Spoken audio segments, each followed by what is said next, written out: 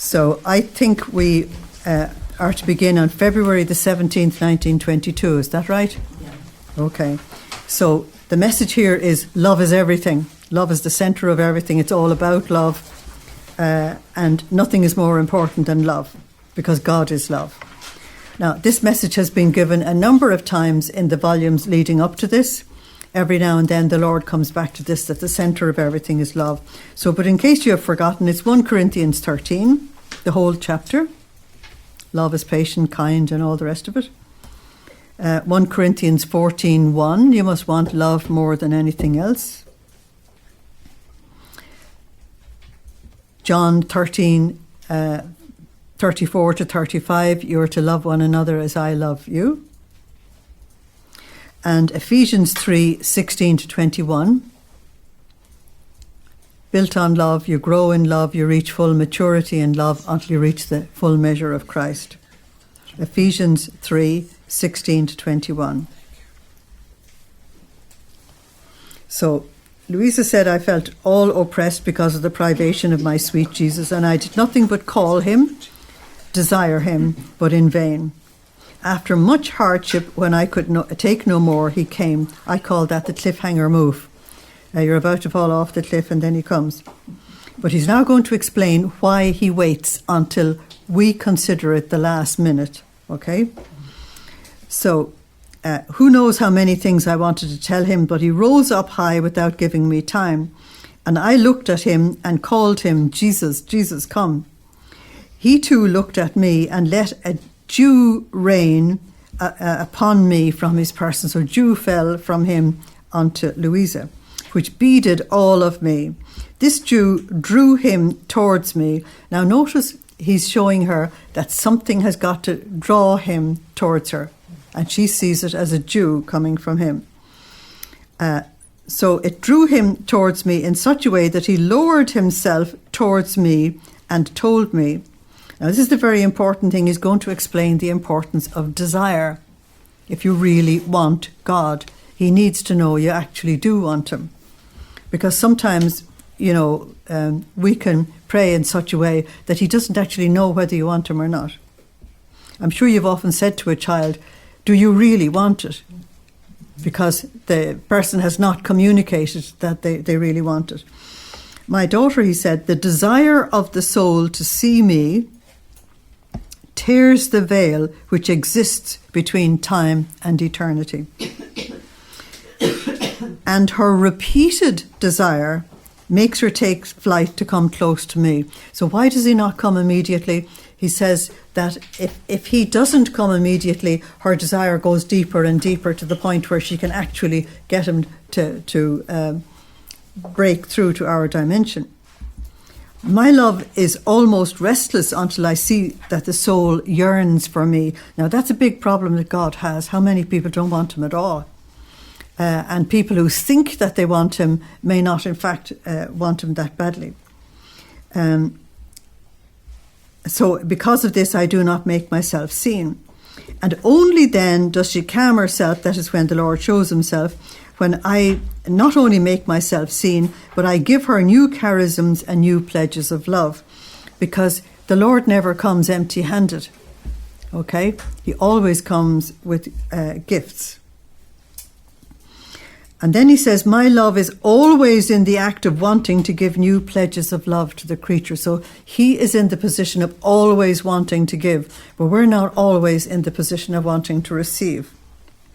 And as soon as it sees that my will takes the operating and directing role of giving itself to the creature, my love makes feast, runs, flies to her, and becomes the cradle of man. Now, this image is a bit unusual for Luisa. Think of an infant in a cradle. Okay? So my love becomes the cradle of man. And if it sees that she does not rest in its cradle, it rocks her and sings to her to make her rest and sleep on its lap.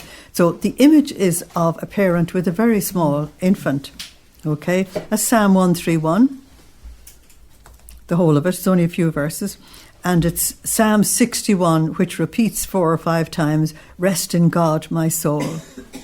My hope comes from him. So, and while she sleeps, it breathes upon her, into her mouth to give her the new life of love. So there you have the sleep of contemplation, that the soul is actually resting in God.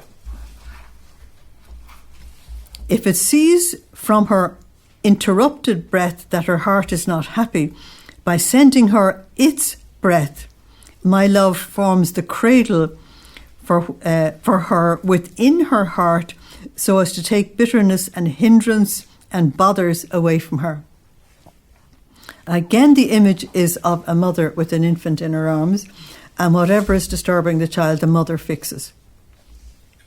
Now, St. Therese of Lisieux was very good on that. She used to actually genuinely sleep during prayer as well, because they were praying at God knows what hour in the morning, 3 or 4 in the morning, and she was very ill. And one of the nuns asked her, did she not have a problem about it? And she said, no, I'm sleeping in his arms, and he's not asleep. If he was asleep, I'd have a problem. She was very wise, and she was able to really cut to the chase very quickly, okay? And then the Lord said, and when the soul wakes up, oh, how my love rejoices in seeing her reborn, happy and full of life. Now notice, we plunge ourselves into his love, which is our cradle of life. And what he wants is to enable us to be transformed and reborn. So you'll always know if it's God around, you're continuously improving. You'll know if it's somebody else that's around because you're disimproving. And so you have that as a discernment. So love says to her, see, I rocked you on my lap to give you rest. I kept vigil like a mother at your side during your sleep, so that you might wake up strong and happy and completely different from the one you were. In other words, if we truly rest in God, we are guaranteed to be transformed. Now, he doesn't transform you overnight because we're not able to take it, but he does it gradually. Oh, I've just remembered that transformation is 2 Corinthians 3:18. You wouldn't think I prepared this today, would you? 2 Corinthians 3:18 says that you become like what you worship. So if you're cradled in the arms of love and transformed by love, then you become a very loving person. Okay, you become an image of that love. Now, I want to be a cradle, watch this now, for your steps, for your works, for your words, and for everything. Think that you are being rocked by me and place your love in the cradle of my love, so that identifying ourselves with each other, we may make each other happy. That's where these prayers, we put our movements and steps and all the rest of it into the divine will.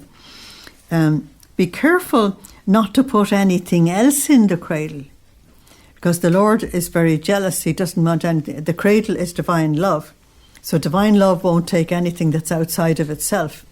That's Hebrews 12:14. Nothing unholy or unworthy can enter the presence of God. You remember that one?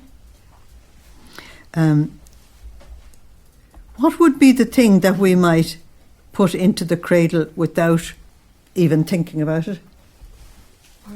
It's a little bit of ourself. It's a little bit of self. Okay. So, because he said, if you put something else in, and the thing we're dealing with all the time is handing over our will, so it's our ego that wants stuff for itself. So be careful you don't put anything else, otherwise you would sadden me and you'd make me cry bitterly. That's him using Louisa's language. Okay. The way St. Paul would put it is that you would grieve the Lord, you would grieve the Holy Spirit. Okay. So in the next section, what he wants to tell us is that you were created in love, you were to be conceived in love, you were to be nurtured in love, you were to be born in love, you were to be reared in love, you were to consecrate love in marriage, and you were to die in love and be with love forever. It's all about love, okay? So he wants to tell us that the destiny of the human race is love. So if we don't pass the test of love, we haven't passed the central test of life. So he says, my love is that which comes closest to man. Even more, it is the cradle in which he was born. although everything is in harmony with my divinity, just as the members are in full harmony with the body. Even though the intelligence takes on the directing role in which the will of man resides, look at the piece of information given to you there, that the will of man resides in the intelligence. Okay, do you see it? If he does not want it so, one can say that the eye does not see, the hand does not work, the foot does not walk.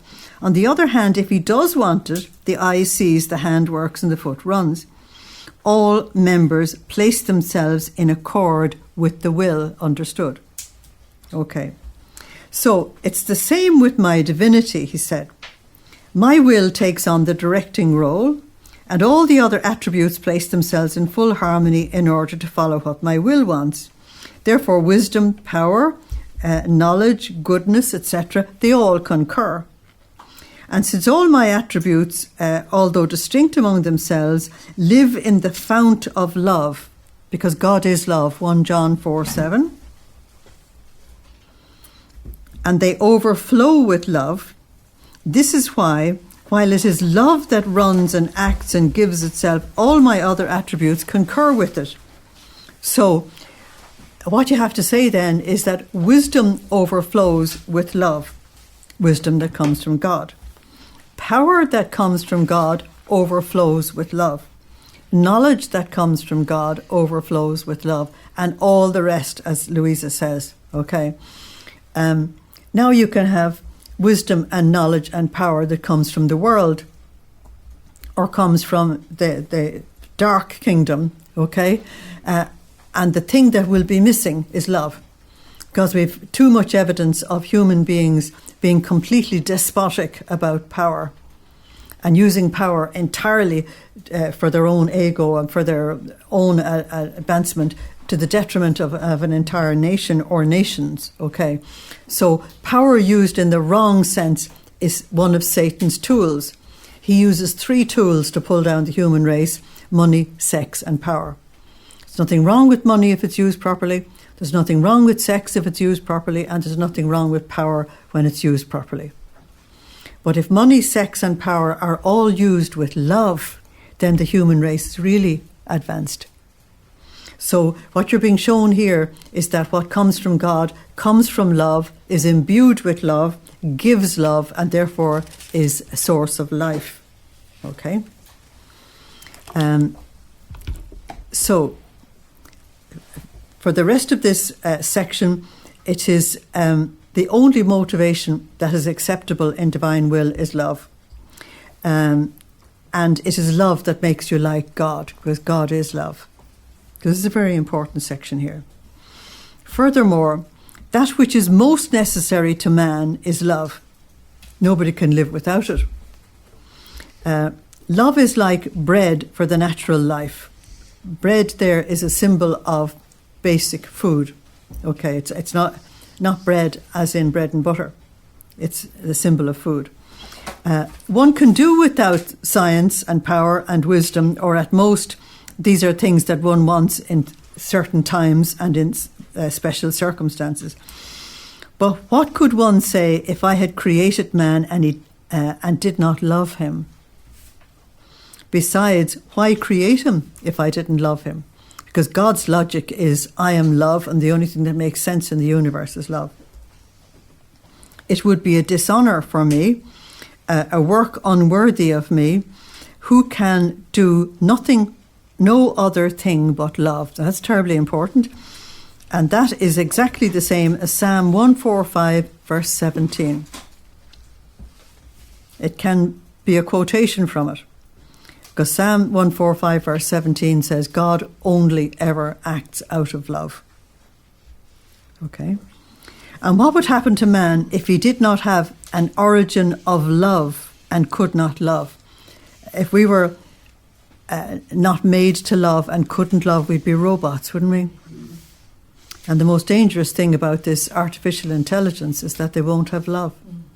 And therefore they can do the most dreadful things, no problem.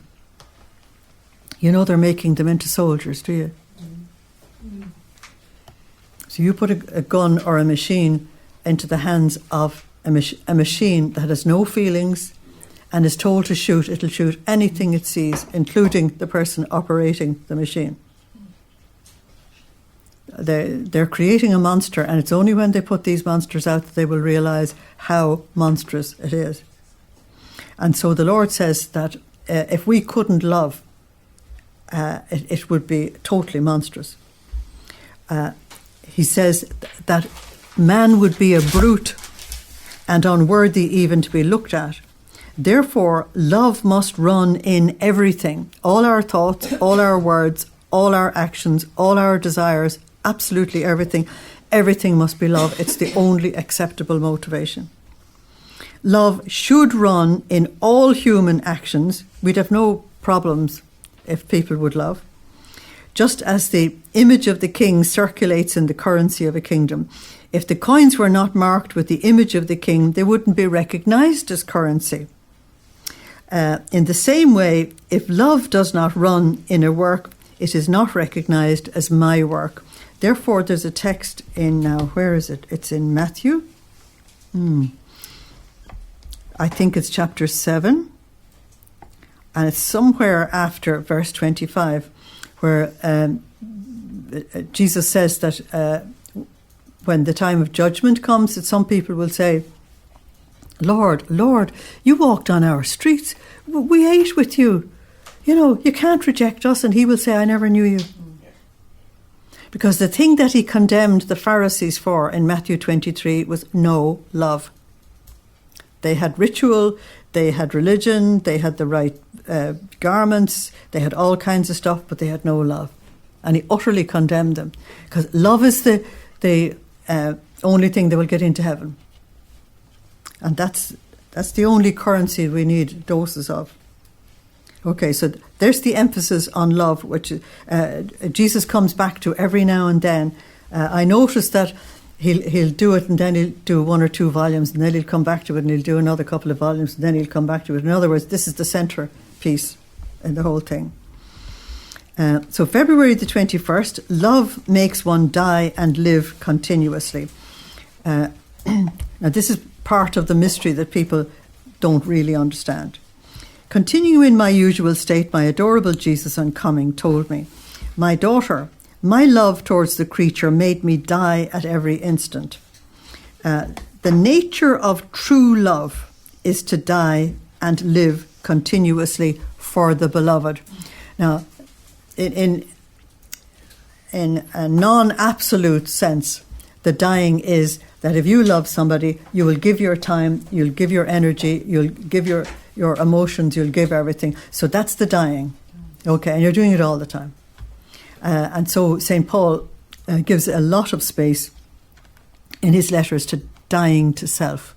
Okay, because love can't live without that. So if love is to live, somebody has to die. Is that okay? And somebody is the self. The love of wanting her with oneself makes one feel death and causes a martyrdom perhaps the most painful and prolonged. However, love itself, which is stronger even than death, that's a quotation from the Song of Songs 8:6. Love is stronger than death and more terrible than Sheol. Okay? So, love is stronger even than death. You see, Jesus proved that on the cross because it was hell that had confronted him on the cross, and hell in all its disaster and terror confronted him, and he was greater. So love is more powerful than death. And not only that, but he came back to prove that he was more powerful than death. So this love gives life at every instant in which it dies. I remember my mother saying to us when I was young, I died 9 times for you people. She had 9 children. She did have another one, but the other one died. But I always thought it was interesting. The way she put it was, I went down into death for 9 of you. So that is what you're being told here, that love gives to the point of dying, but it gives life. Somebody else receives life all the time from it. So to give life to the loved one and to form one single life with her, those flames have the power of consuming one life to fuse it with the other. So he's talking about this deep contemplative love between the soul and God, that where love is turned into a living flame. As St. John of the Cross has written a whole book on this. This is precisely the power of my love, to make me die and to form many seeds. Now, the many seeds that he has in dying is John 12:24. I'm like a grain sown in the earth that must die to bring forth the harvest. Okay? So I form many seeds from my consummation, my sacrifice, my giving, my dying, to place them in the hearts of all creatures. Now, in divine will, when you're praying for others, you're praying for everybody.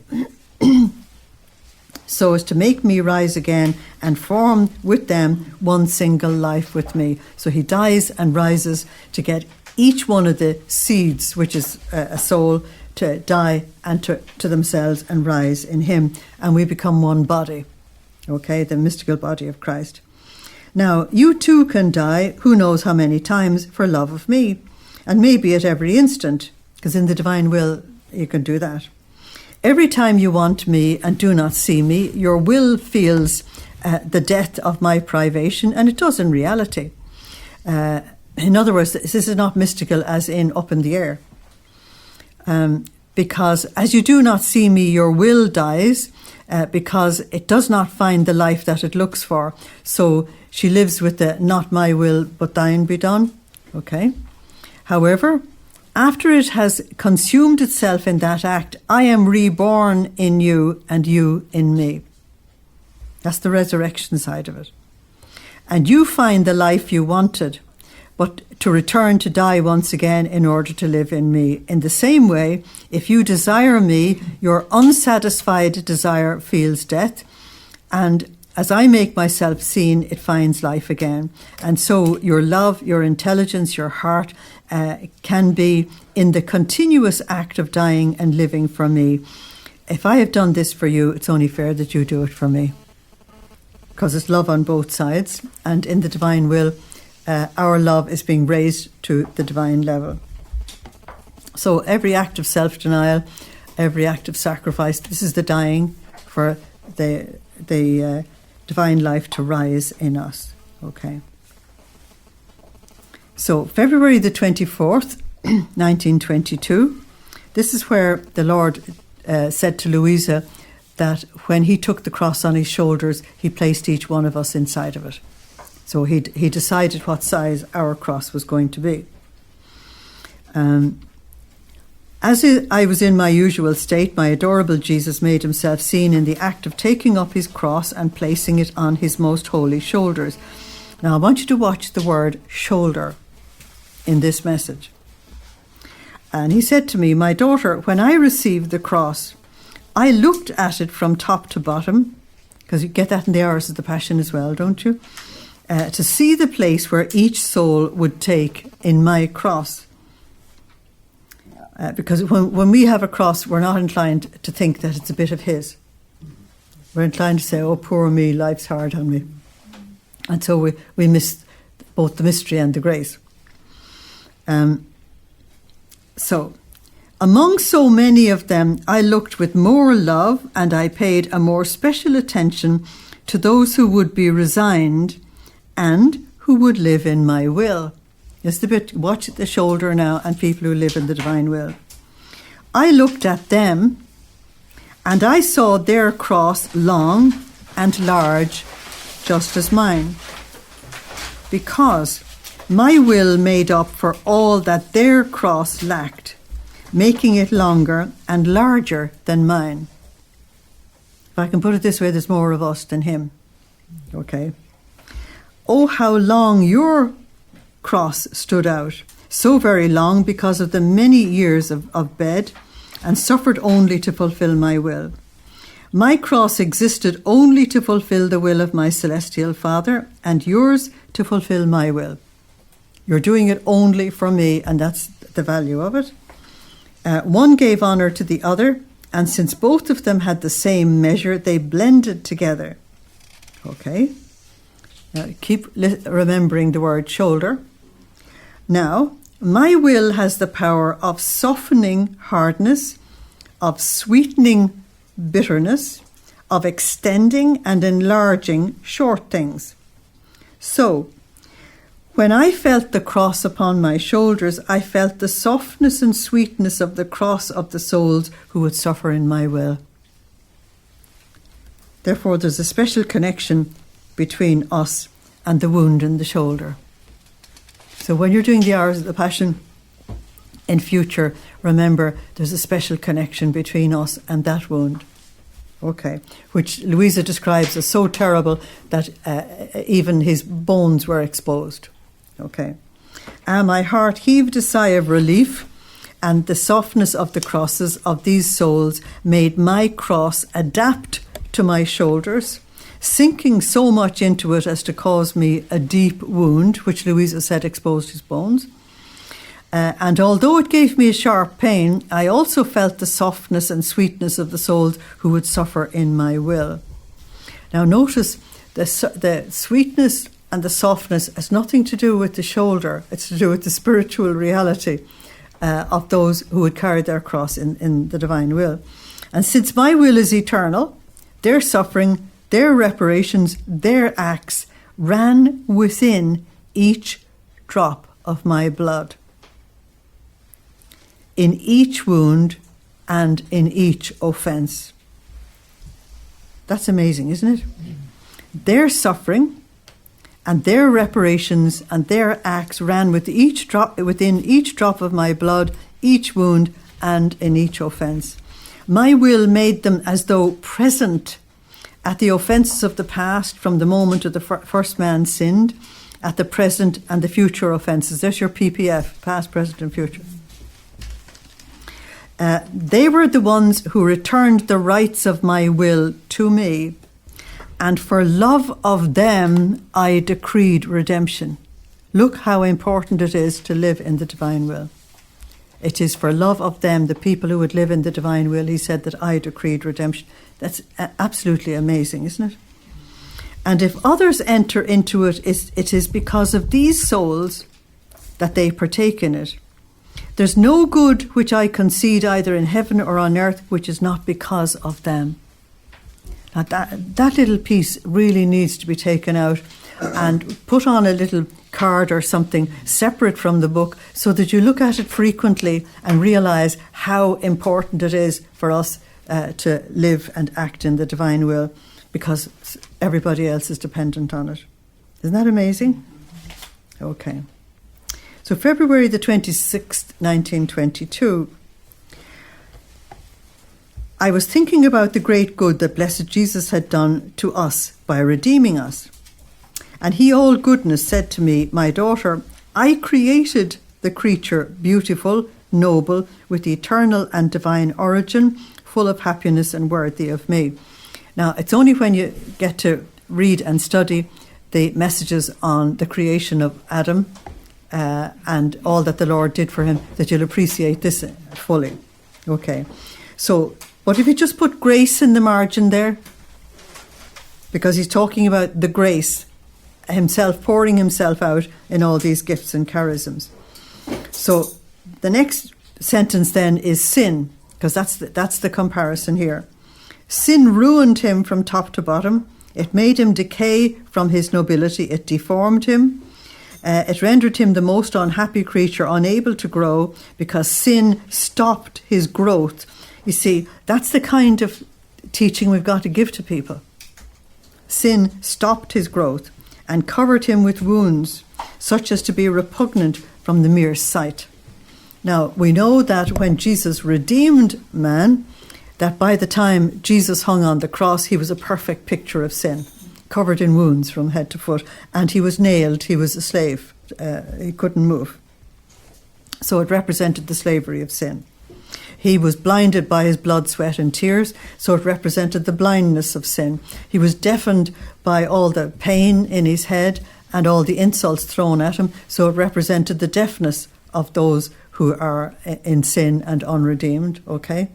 And so All the miracles that Jesus worked to heal others are illustrated on his body, that he took that leprosy to himself. He took the blindness to himself. He took the deafness to himself. He took the dumbness to himself. He took absolutely everything, because that was his way of reversing the thing permanently and allowing us to live a new life.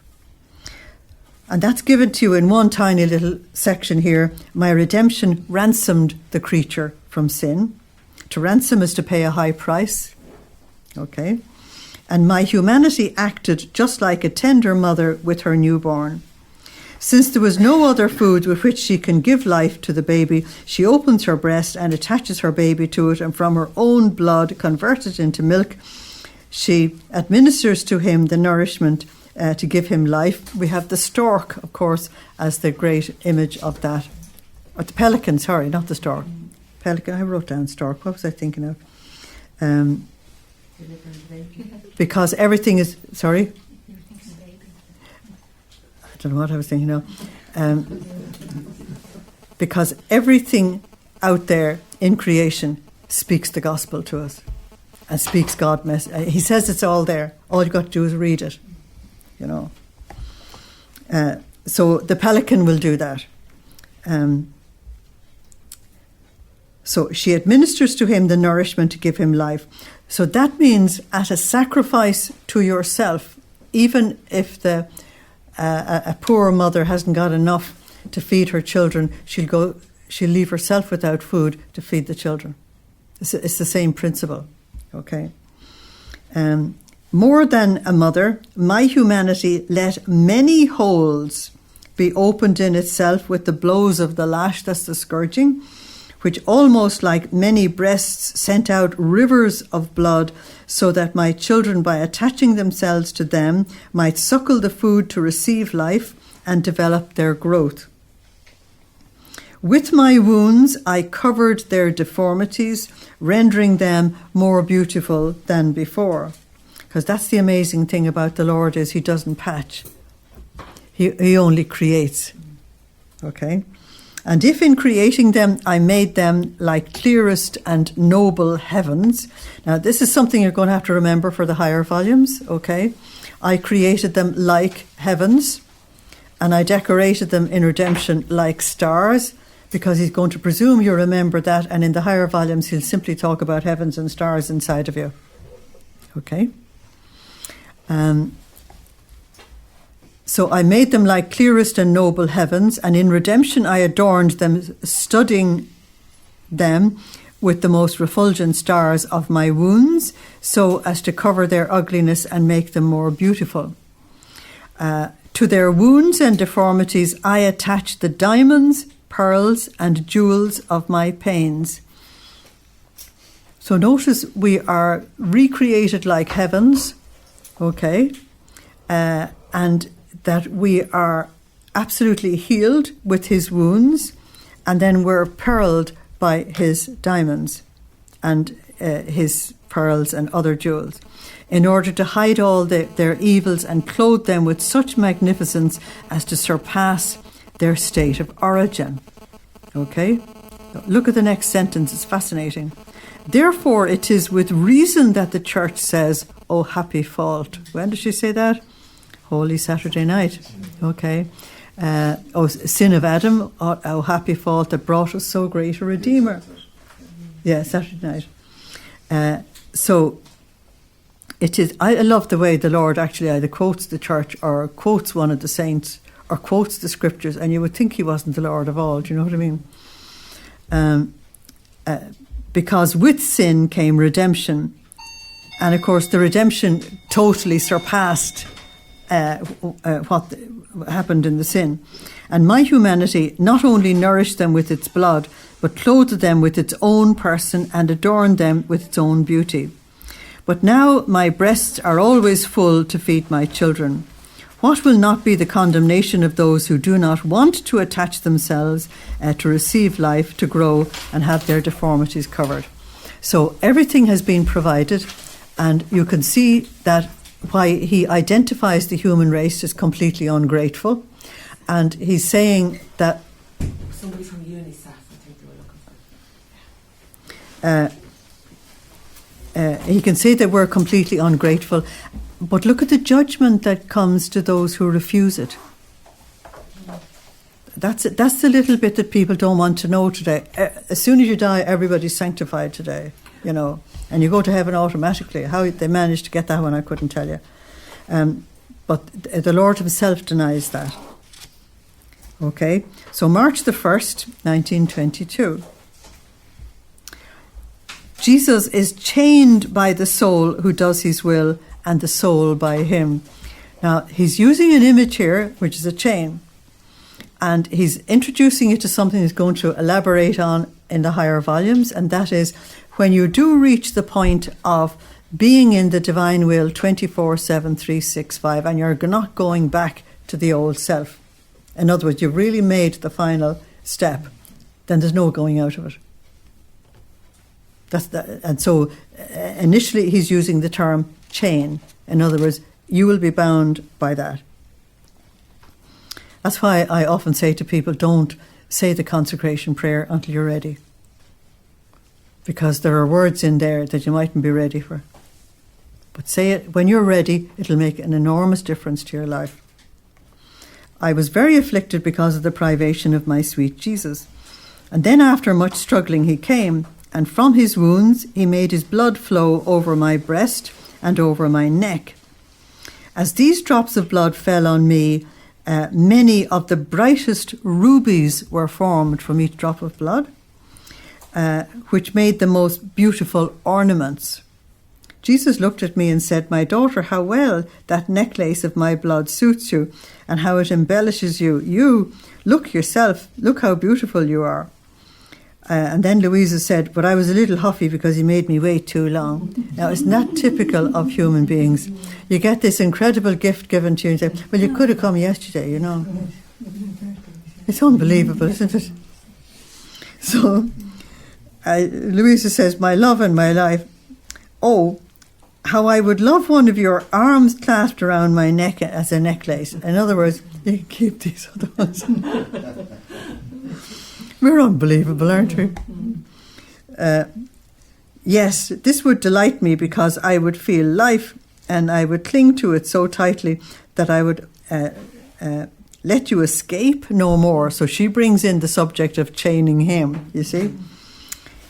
"Your things are beautiful," she said, "but I prefer you." That's actually a very interesting thing that she's doing. And she's actually right. I remember having to reach out to try and help a person to recover. She had been extremely damaged because her mother was ashamed of her being born because the mother was in her 50s. And everybody was saying, "My God, how could you give birth to a kid in your 50s?" And so the mother hid her in many ways and didn't allow her to have a normal life. But she gave her material things. And by the time I met this lady, she was ready to commit suicide, quite literally. And so she had to be recovered step by step by step. So it's Luisa is right in saying, your things are nice. I prefer you. And I think it's a moment of insight for us all when we would realise that a hug or a little bit of love is an awful lot better than lots of material things, isn't it? Yeah. Well, we get that from God. It doesn't just come from ourselves. Your things are beautiful, it's true.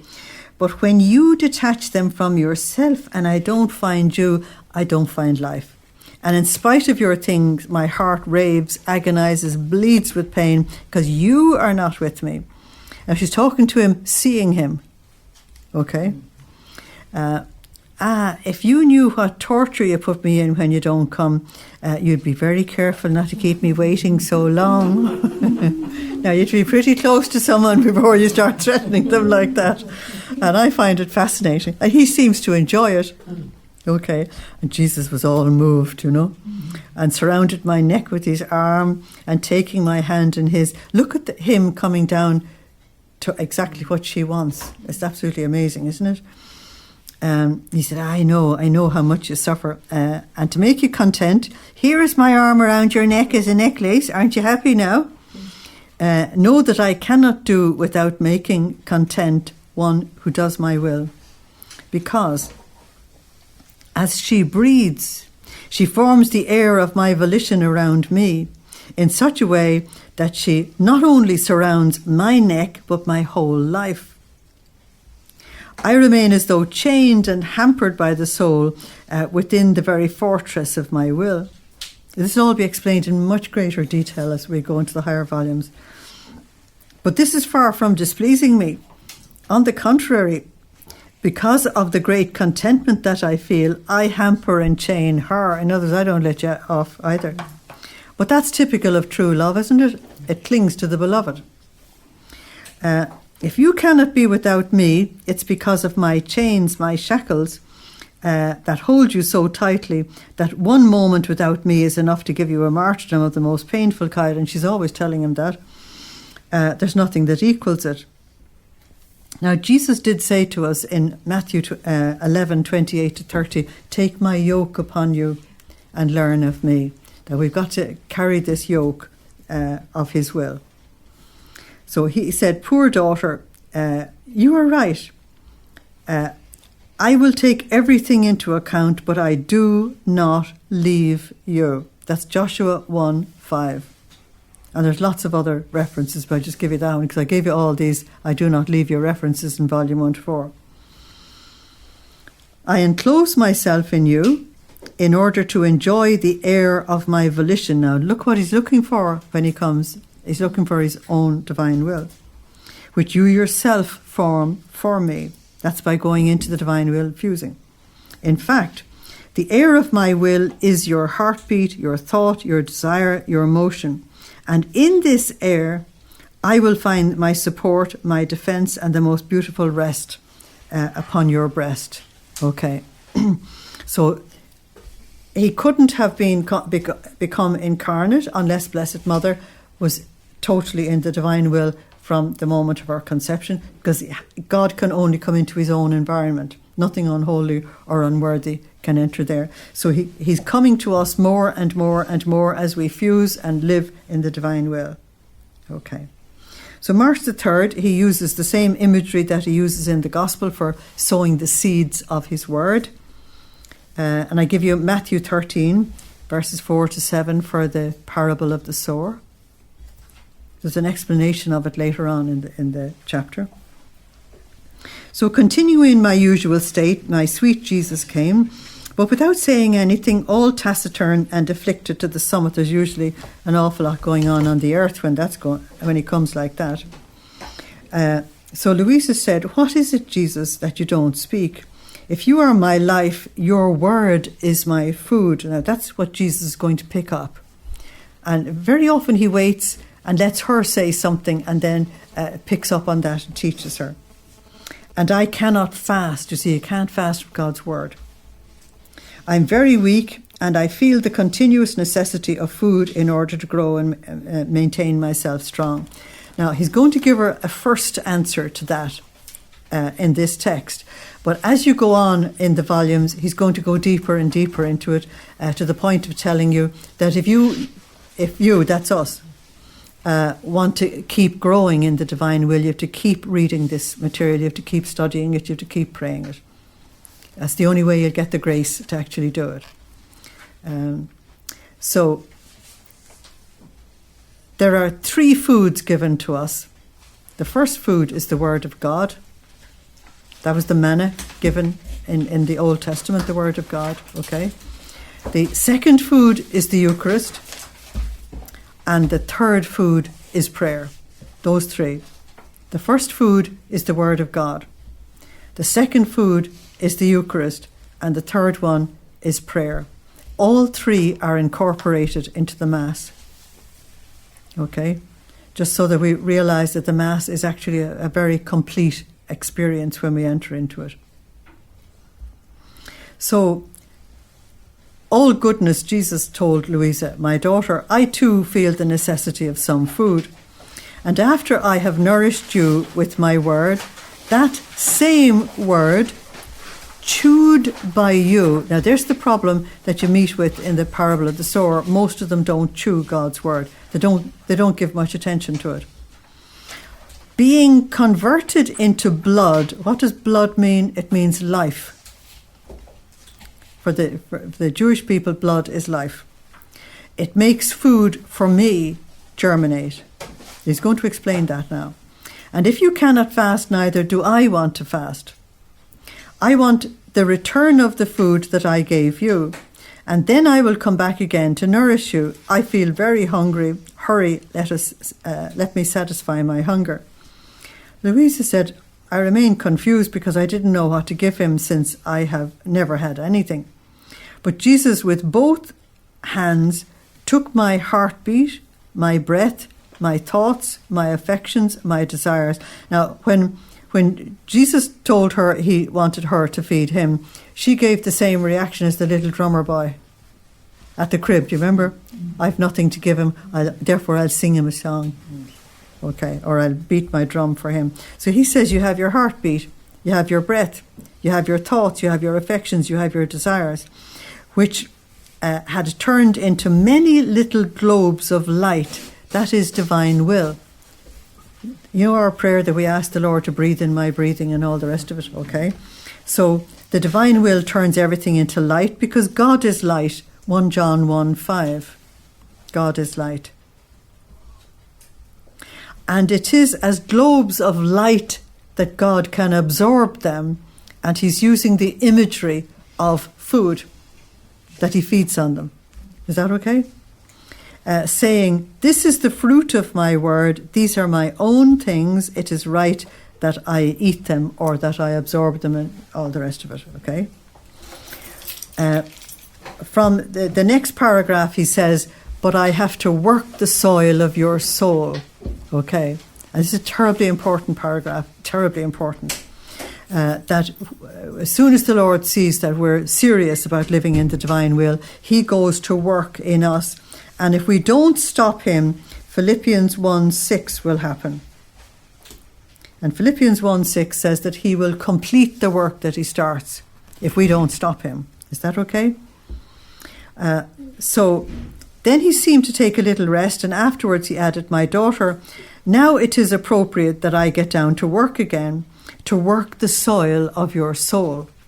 So it's not all acts. He has to do an awful lot inside of us as well, so as to be able to sow the seed of my word with which to feed you. Now, when a person is starting out the spiritual life, people in divine will are not starting out the spiritual life. You're much further on. But when people are starting, if the Lord wants to sow the seed of his word on forgiveness, there may be a huge block because there's a big hurt in there that doesn't want to forgive anybody, and it can take years before I let go and receive the word of forgiveness that will actually heal me, and my forgiveness will heal others. Okay, now when you're in the divine will, that should all be past tense. Okay, so the work that he has to do now is to make sure that the self is not hiding in corners and sapping up divine will, and it's not really divine will, you know what I mean? That you're saying words, but the action isn't there. So he's got to do an enormous amount of purification in us. Now, of course, if you had arrived at union with God before you came into divine will, a lot of this would be short-circuited, because that work would have been done before you get to the union with God. Is that okay? But most people are not at that like that, and so the move into union with God and into divine will is at the same pace, and therefore he has to do a good lot of work to purify the will, to purify the intellect, to purify the memory, to purify your desires, to purify your motivations. He's got to do a lot, and the trials and the difficulties that he allows you to go through do that work if you allow it to do it. So I need to work the soil of your soul so as to be able to sow the seed of my word with which to feed you. I act like a farmer when he wants to sow in his field. He forms little trenches, makes the furrows, and then casts the seed into them. That was how they did it in Israel in his day.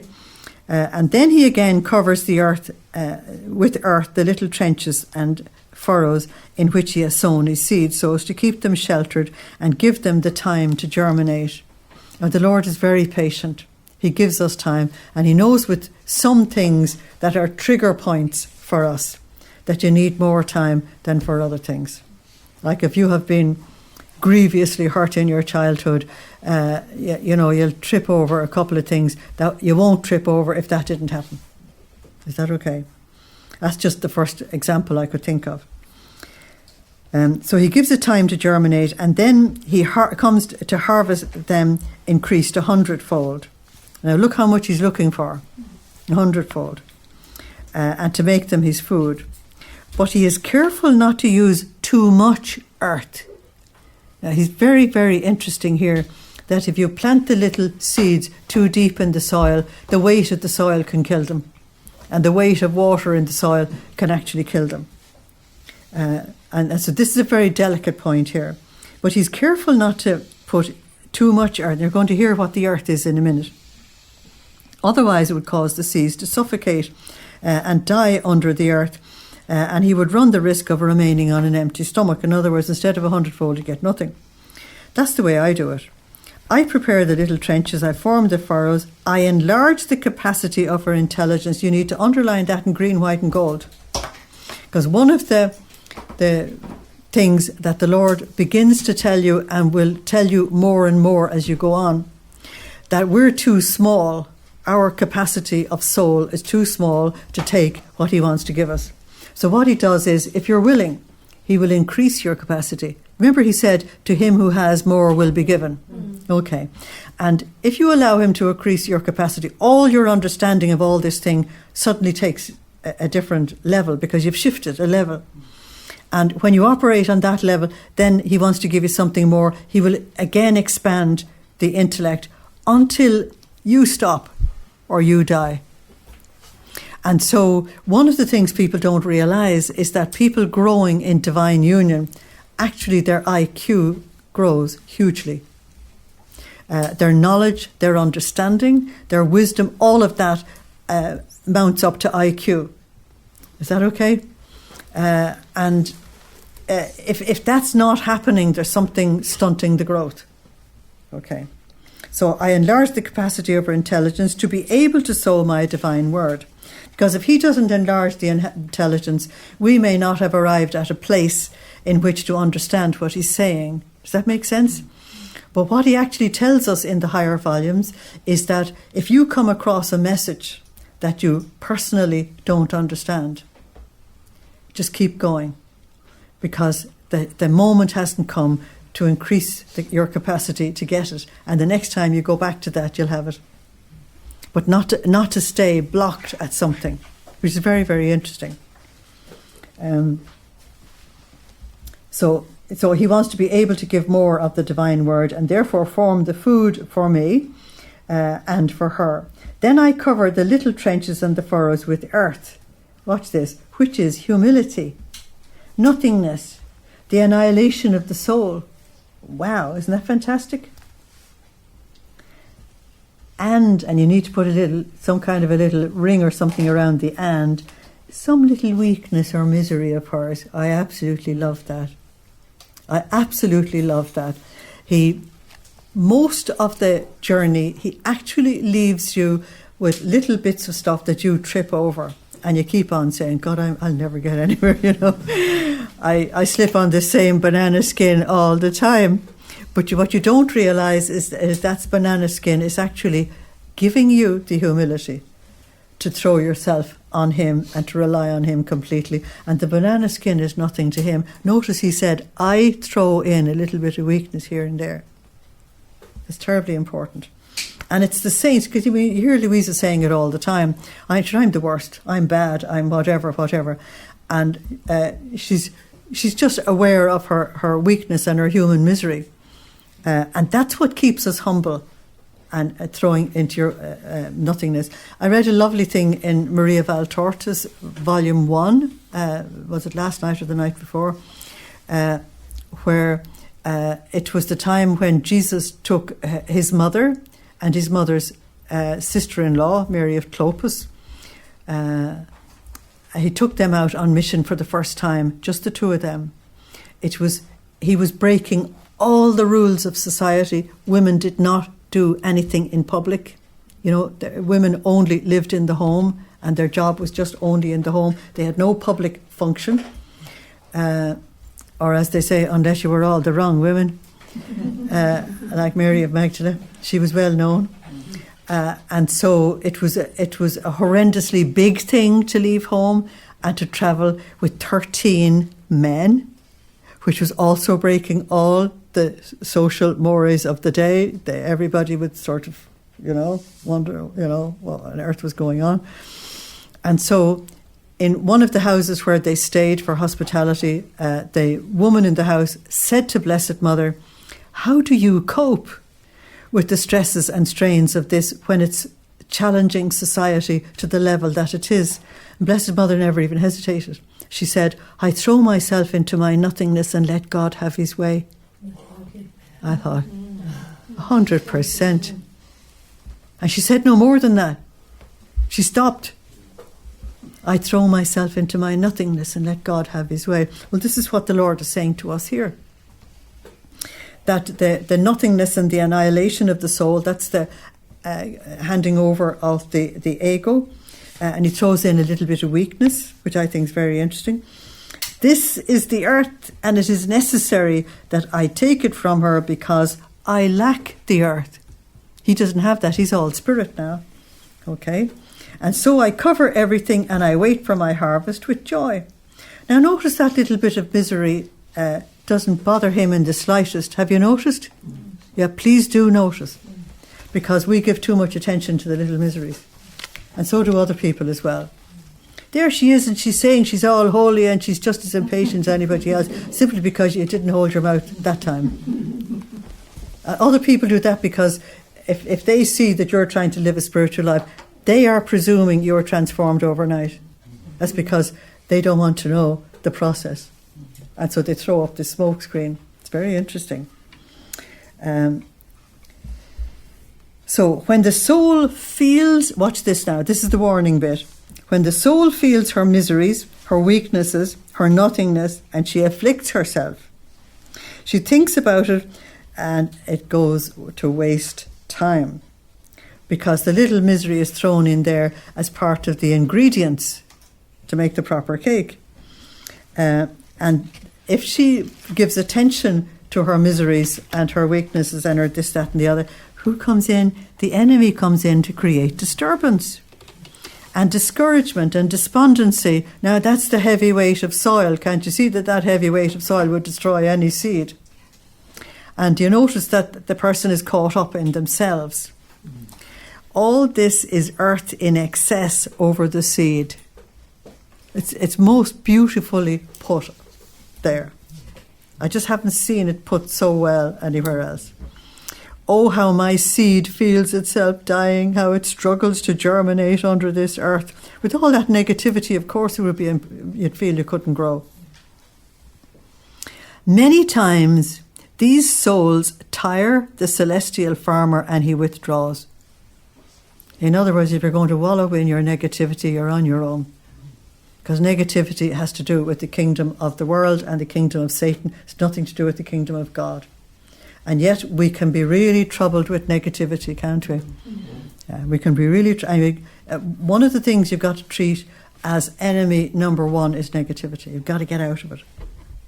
No matter how hard it is, you've got to get out of it. And if you can't get yourself out of it, just cry out to the Lord and say, "Get me out of here." So, how many are the souls such as these? They wallow in their own sins or weaknesses or whatever. Because that means you're giving too much attention to yourself. Whereas, what's the instinct of a small child if they cut the knee or whatever, is to run to the mummy, "Oh, my knee," and you get a kiss and it's all done. It's a pity they don't keep the magic of kisses all their lives, isn't it? Okay. So Luisa said, "My love, am I one of these? Like, are you giving out to me? Like," he said no, because Luisa still doesn't realise that all of this is for us, for generations coming after her. She doesn't realise that. "No," he said, "one who does my will is not subject to being able to form earth that suffocates my seed." And because you're lifting yourself all the time up into the divine will. Rather, many times I find not even humility in her, only her nothingness. Now, do you understand that? Because nothingness is lower than humility. Okay. Which produces little earth. And I can place just one layer over my seed, and therefore the seed will grow. The son of my will quickly fertilizes it, and it germinates. And I make great harvests, and then quickly return to sow my seed again. Besides, you can be sure of this. Don't you see how often I return to sow the seeds of truths in your soul? Okay. And he has told her a number of times that sometimes when he's been away for a bit of while, she'd say, what have I done wrong? He said, I was waiting for you to put it into practice. Uh-oh. How long would you wait for us? Okay. I was waiting. He said, I wouldn't give you another one until you put that one into practice. So as he was saying this, sadness appeared on Jesus' face. Taking me by the hand, he carried me outside of myself and showed me deputies and ministers. Now, we've gone on to a different subject, okay? All distraught, as if they had prepared a big fire and were wrapped in its flames themselves. One could see sectarian leaders. This is Italy, and it's 1922. So the sectarian leaders have to be communists and or Freemasons, probably both, who, tired of waiting before railing against the church, wanted either to be left free to wage bloody wars against it or to withdraw from the government. They felt the ground missing from under their feet because of financing as well as other things. So the Lord has many ways of stopping people, and one of them is not let the finance get out. And in order not to make a bad impression, they wanted to withdraw from holding the lot of the nation. But who can say everything? You see, she's still at it. She's supposed to say everything. Jesus, all sorrowful, said, terrible, terrible is the preparation. Okay. They want to do things without me. John 15:5, without me you can do nothing. That is nothing good. And everything will serve for their confusion. Okay. Now, March the 7th is a really, really good lesson in which Jesus helps Luisa to discern what's going on inside of her. Now, what's going on inside of her is so unusual that the priests who are guiding her also need Luisa to show them how to do it. Do you know what I mean? And so I want to give you, first of all, before we read anything, Matthew 7:25, by their fruits you will know them. Because that's actually what Jesus says to her.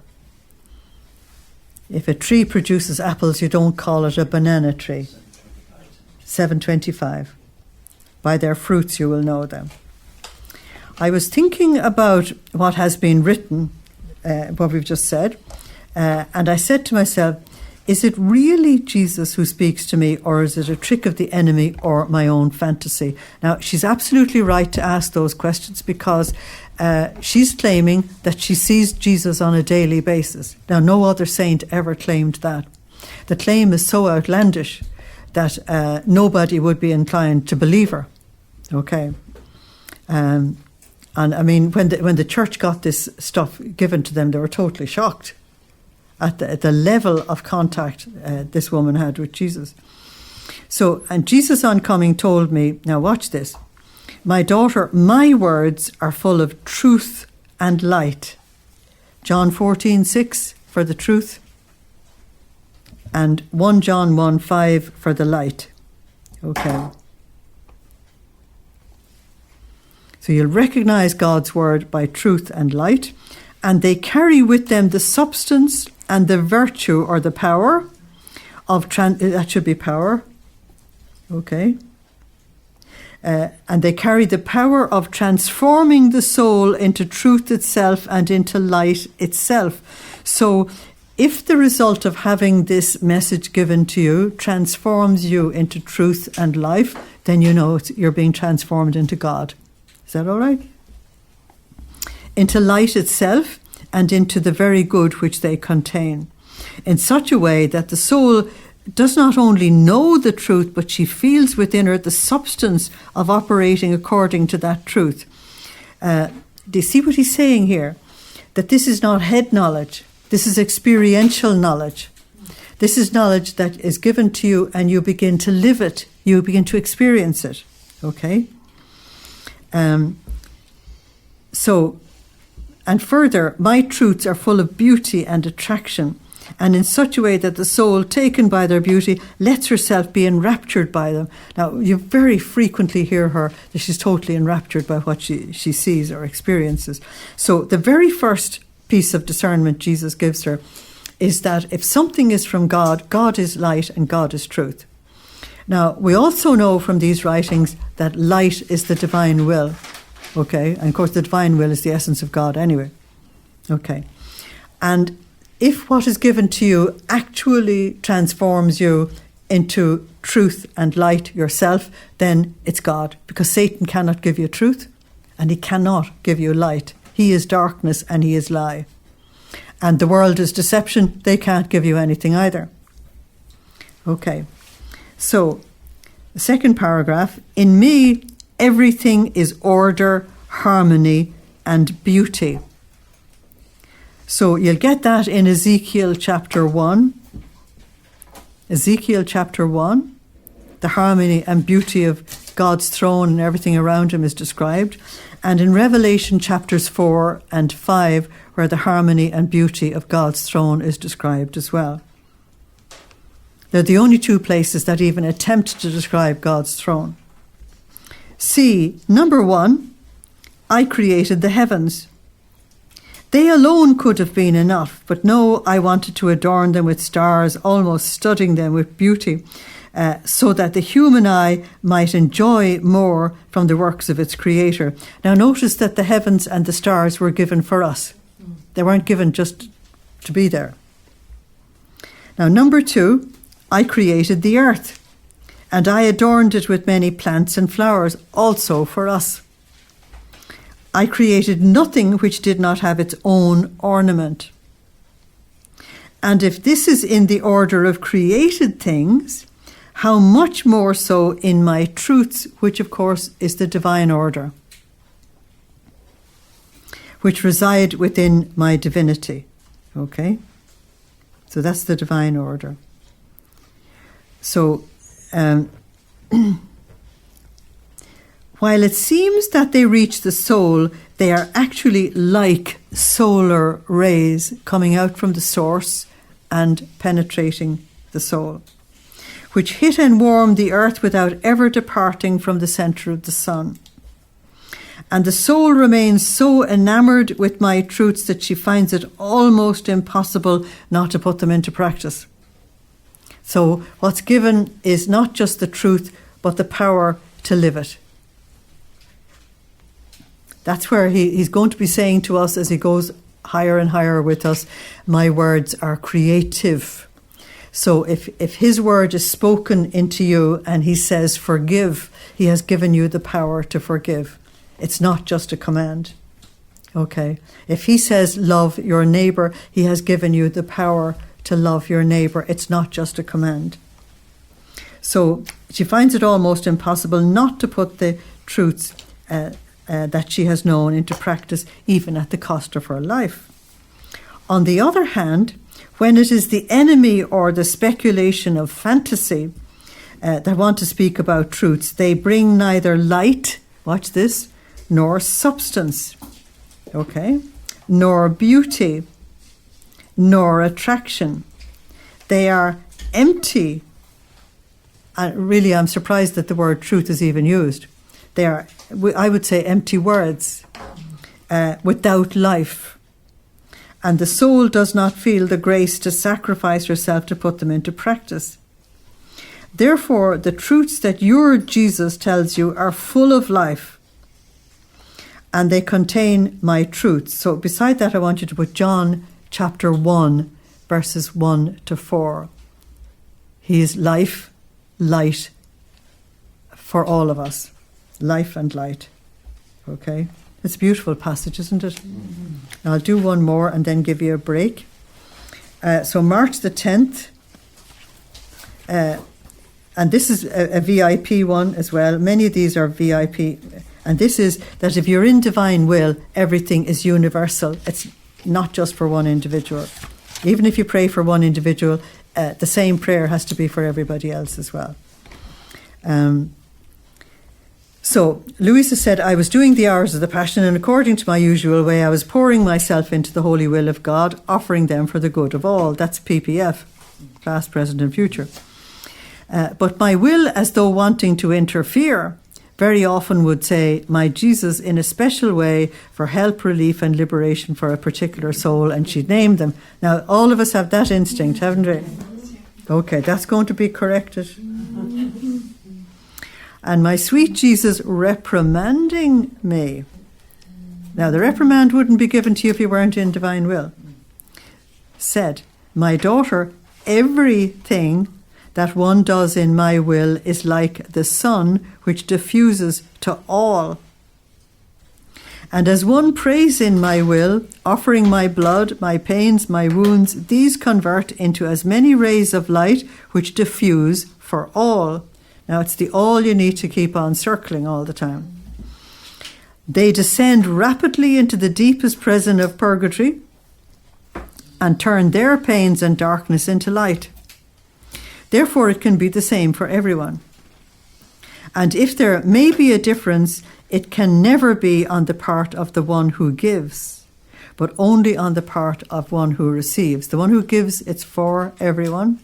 Not everybody will receive. So the only difference is on the part of those who receive. According to the dispositions of each one. So somebody just mightn't be willing right now to receive. It happens as to the sun, which gives light to everyone equally. It hits and warms one point of the earth just like any other. But who profits from this? It's those who work. That means they're out in the fields.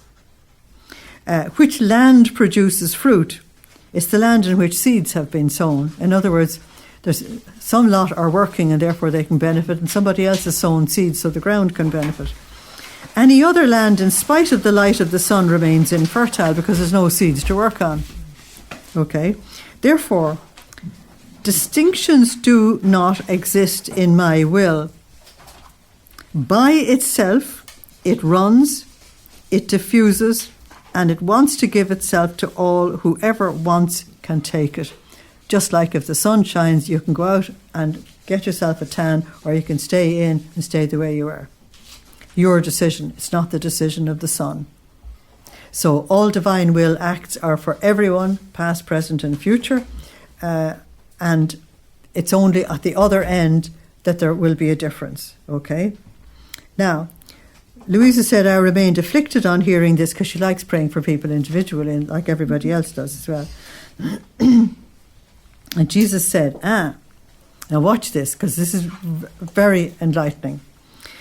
You would like to act like the sun if it wanted to concentrate its light and its heat on one point more strongly. Now, you know that if you get a magnifying glass and let the sun concentrate on a particular point, you can have a fire, can't you? Mm-hmm. That's the sun giving all its power to one point. This is what Jesus is referring to. Okay? So it concentrates its light and its heat at one point more strongly, to be able to warm it and illuminate it so much as to convert that point into the sun itself, that is, into fire. Okay. While it continues its regular course with everything else. Yes, said Louisa, that's exactly what I was thinking about, you see. It's the weight of gratitude that pushes me to do this. So Jesus smiled. Look at the way he was reading her. Jesus smiled and he said, well, if that's the case, then go ahead and do it. Now, that's what he's saying is that you at some point want to concentrate all the divine will in such a way into this person that this person is completely transformed into divine will. He said, you can do that one all right. But you see, it's small little things that we just want to sort of concentrate on one person. He said, no. Throw your seeds out to absolutely everybody. But if you want to concentrate everything on this soul so that this soul is completely transformed into divine, oh yeah. I like that one. That's very interesting, isn't it? So he said, if that's the case, then go ahead and do it. But you must know that since my will dominates everything, is everywhere, sustains everyone, notice the every all the time, and is known in heaven. It's known by the earth and even by the demons. There's no one who can oppose it.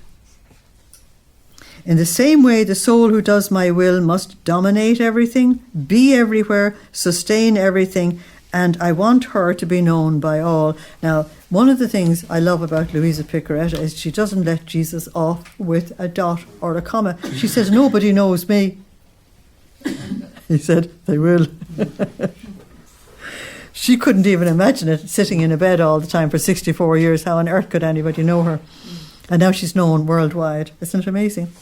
So Luisa said, my love, I'm not known by anyone. And he said, what? You are known by no one. All the angels and the saints know you, each and every one, and they anxiously await your operating in my will, like a divine note coming from the earth, you see. She's the only one. And the most harmonious one, which flows over everything, they have done in life to give them greater splendour and contentment, because the saints in heaven are allowed to benefit, to bring them up to that level, okay? That's number one. To all the saints and the angels know you. Number two, the purging souls know you, and they feel over themselves the continuous refreshment that operating in the divine will brings. Number three, the demons know you from the power of my will, which they feel in you. And if the earth doesn't know you for now, it will know you later. So that's number four. The earth will know you later.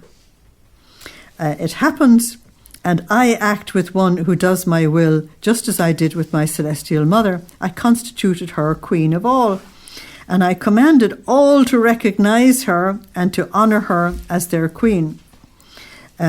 And I commanded her to crush with her foot the head of the infernal dragon.